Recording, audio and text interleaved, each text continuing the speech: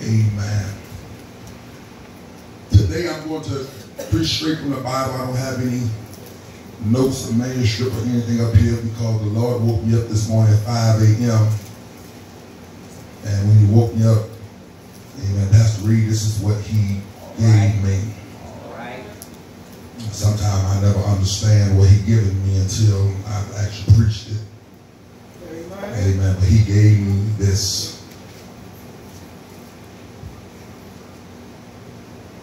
And we only want to read verses 1 and verse 2 and verse 3. Amen. Amen. Amen. Also, amen, we're giving a shout out, amen, to all of the members that's, amen, at work on today. Amen. They are still able, amen, to watch, amen, parts of the service on Facebook Live. Amen. Amen. Even if they're at work, amen. So, amen, we thank God, amen, for that opportunity for outreach ministry. Amen. Amen. When you have Acts chapter 2, verses 1, 2, and 3, say amen. Amen. Let's read that together. And when the day of Pentecost was fully come, they were all with one accord in one place. And suddenly there came a sound of heaven as of a rushing mighty wind, and it filled the whole house where they were seated. And there appeared unto them cloven tongues like fire, and it sat upon each of them. Amen. Amen. Look at the neighbor and say, neighbor. Neighbor. The preacher gonna talk about today. The preacher gonna talk about today. When participation becomes part of your worship. All right now, brother. When participation becomes part of your worship. When your participation becomes part of worship. Ladies and gentlemen, brothers and sisters, saints and friends, I've discovered that we live in a day and time that most people that don't do nothing in church always got something to say. Look out now. Say that. Yes, sir. I've discovered that we have a group of church folks, baptized believers, that never participate in nothing that they called the church home. Right. So often people make suggestions. They suggest we ought to do this. They suggest we ought to do that. Yes. But if you're not careful, people will leave your church because you did not go with their suggestion. Yes. Yes, sir. Yes, sir. People, my brothers and sisters, have to understand, and when I say people, I'm talking about the people that's inside of the church.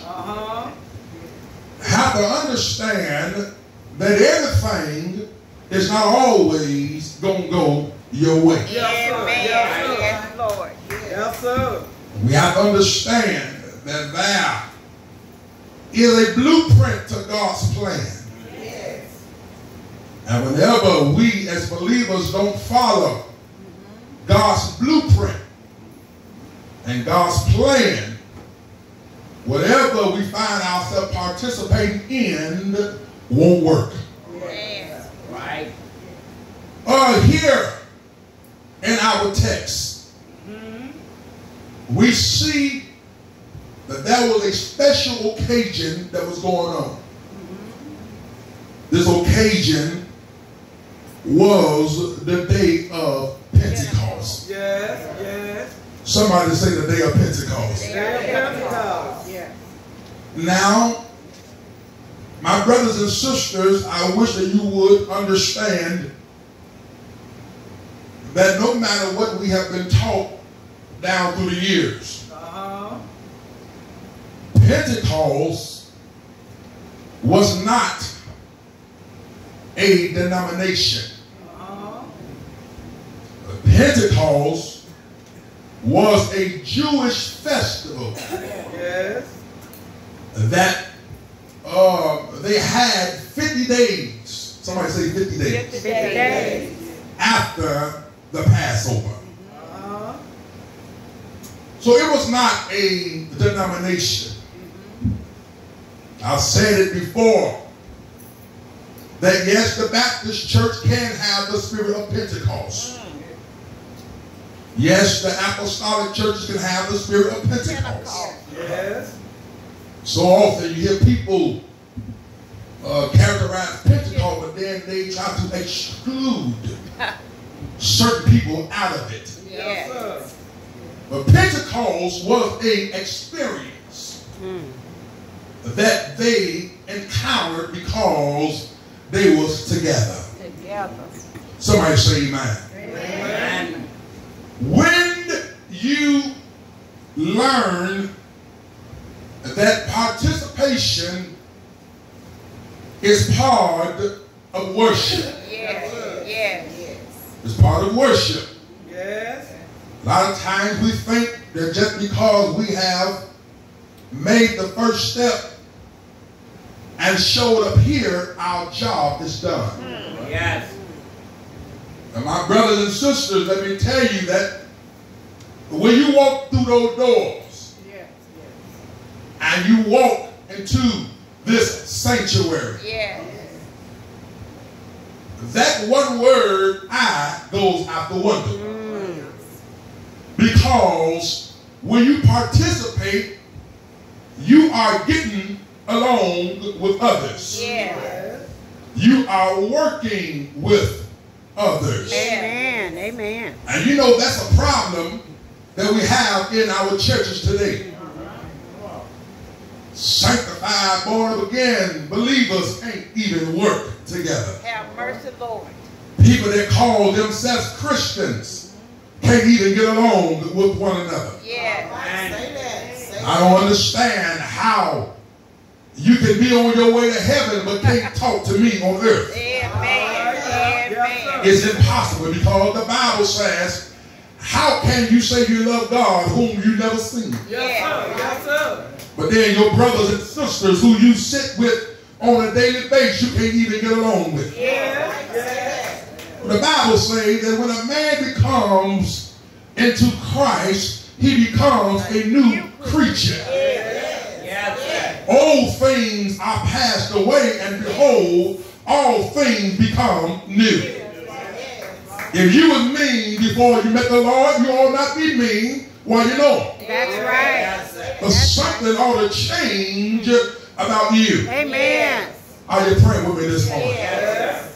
The Bible said that these people that was in this place of worship, they was in one place and they was on one accord. Yes. Now understand that the place where they was at for worship had different rooms, had different places in the building where they could have went to. Yes, sir. But the Bible said that they were together. Yeah. And you know, I'm glad that Pastor Reed is here today because this is a perfect example. How even though Pastor Reed may be on that side over there, and we may be over here on this side, does not mean that we still can't share the same spirit of unity. Oh, y'all gonna make this hard on me this morning. Yeah, a lot of people think because you don't dress the way they dress, or because you don't have other things in your local church building like they have, that they can't fellowship or they can't deal with you. Because a lot of times, I say people, they hold their head up as if they already have arrived. You know they do. They hold their head up, and I tell them all the time, I say this and I move forward because I feel like preaching today, that everybody won't be big, but little got them by the neck. Yeah, you got people walking around talking about how popular they are. Talking about how important they are. Oh, but I discovered, my brothers and sisters, that when you come to the house of God, it ain't no who's the best. It ain't no who's the one in charge. Because if you ask me, when it relates to the church house, God is in charge. And whenever you discover and whenever you realize and come to terms that God is in charge of the church, you will stop running it like it's yours. Oh yeah. They was here. I see you, Deacon. I'm with you, man. They were here on the day of Pentecost. Now, one thing I like about Pentecost was it was a diversity of different people in that. They all were the same people. They all didn't speak the same. They all didn't think the same. They all didn't look the same. But don't you know that comes a time in our life that when sometimes we come together for worship, and sometimes we look to try to find similarity. And when we don't find that similarity, we find ourselves not worshiping. Can I put a pin here? Can I say to you, my brothers and sisters, that if God ain't done nothing else for me, He's already done enough. So that means that when I get to worship, I really don't care what part of worship y'all in. When I get here, I'm coming in praising God. You can be reading that responsible reading. If I feel like waving my hand, I'm going to wave it. If I feel like saying, thank you, Jesus, hallelujah, I'm going to say it. You know, we live in a day and time, Mother Reed, that all the church is so programmed. The church is so programmed so much by structure that when the Spirit of God wants to come in, the Spirit of God can't even come in because we're doing our own thing. Oh, come back to me. Oh, yeah, God, we want to come in, and God, we want to sit with us, and God, we want to help us. But He can't help us because we're trying to help ourselves. And you know you can't do nothing for yourself. You do know that, don't you? The Bible says to trust in the Lord with all that heart and do what? Lean not to your own understanding. Just like I said Wednesday night, if the truth be told, some of y'all need to stop listening to yourself. Yourself getting you in trouble. Your mind getting you in trouble. The things you thinking in your head is getting you in trouble. But when you set your mind on things above and stop thinking about what you want to think about, then God can come into place and He can sup with us and He can deliver us and He can set us free. He can set us free. Yeah. They participated. There are different things in the church that we can participate in that we just don't talk about. Things such as, you know, offering is a part of worship. Giving is a part of worship. You know, caring for folks is a part of worship. You see somebody sitting in church and they look down, look despondent, look like they're going through some stuff. You don't supposed to talk about it. You're supposed to go over there and help them, as Grandma said. Go over there and help them and ask them, is there anything I can do? Is there anything that I can say will make you feel better? Yes, sir. But have you noticed, and y'all can be honest with me, ain't nobody gonna do nothing to you, you know, we don't fight in church. All right. Have you noticed that people come to church happy and leave mad?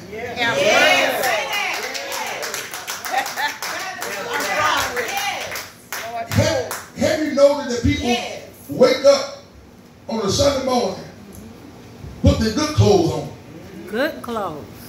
And they come to church and they smiling, they singing songs while they driving to church. Say that. And they walk in church. But the ride is different going home. Yes. And the reason why the ride is different because we participating, but we participating in the wrong stuff. The only participation should be going on in church is worship. Nothing else. All right now. Matter of fact, the Bible says, my house shall be called the house of praise. All right. But you know what happened? You guys made it a den of thieves. You say, no, Reverend, I ain't stole nothing out the church. I hate to tell you, you have. Yes. You say, what have I stolen out of the church? Some of y'all have stolen some people's joy. Yes, sir. Some people peace. Yes. Some people happiness. Yes. Some folks were better off before they spoke to you. All right now, say that. Have mercy, Lord. Yes. Because everybody don't know how to minister. Everybody don't know how to evangelize. Everybody can't be no missionary. All right now. Huh? But here on the day of Pentecost, it was not about their titles. It was not about their positions. Yes. But they had one focus. And that focus was that God get the glory. Yes, Lord. The Bible says that after they came together, somebody say after they came together. That the Holy Ghost, the Spirit of God, noticed that there was a spirit of unity that was going on, which automatically invited God to come in and share. Yes, sir. You want to know why God won't show up in some of these churches? All right now. Because he don't feel welcome. God won't show up in some of these churches because when he go in there, everybody else, Mother Reed, get the glory and the praise. Amen. I've never saw so many people that can use God's hair not to talk about him. Use God's breath not to mention him. The Bible says that let the redeemed of the Lord say so. Who has redeemed us out of the hands of the enemy. Is there anybody in this room this morning can say that you know for a fact that God delivered you out of the hands of your enemies? Oh, they here in this place. They're clapping, they're singing the same song. The musicians are together. The choir is singing together. It's not about who got the best voice, but they say it don't matter who can get the voice, who can get the song sang. Whoever feels they can get a prayer through. Oh, yeah. Oh, brothers and sisters, sometimes you got to understand that the best singer is not the one that needs to hold the mic that Sunday. But sometimes God want to use somebody that ain't been used before. And that's the problem. We so commercialized that we want to get people the mic that we think can sing the best. People the mic we think can preach the better. But sometimes you need to get people the mic that got a sincere heart. Because just because you can sing the best don't mean that your heart is right. No, it's contamination. It's contamination to stand up with the evil spirit and speak over the crowd. Because if your spirit ain't right, you can deposit something in the church. If you get up, you talking mad, before you know it, the whole church gonna be mad. If you get up talking foolish, before you know it, the whole church gonna be foolish. If you right here talking about I ain't cleaning nothing, I ain't paying my have a church full of folks that want to be lazy, that don't want to pay no offering, that don't want to pay no tithe, because we live in a day and time that people are very quick to get influenced. I'm not talking about y'all. I'm just talking about the people up the road around the corner.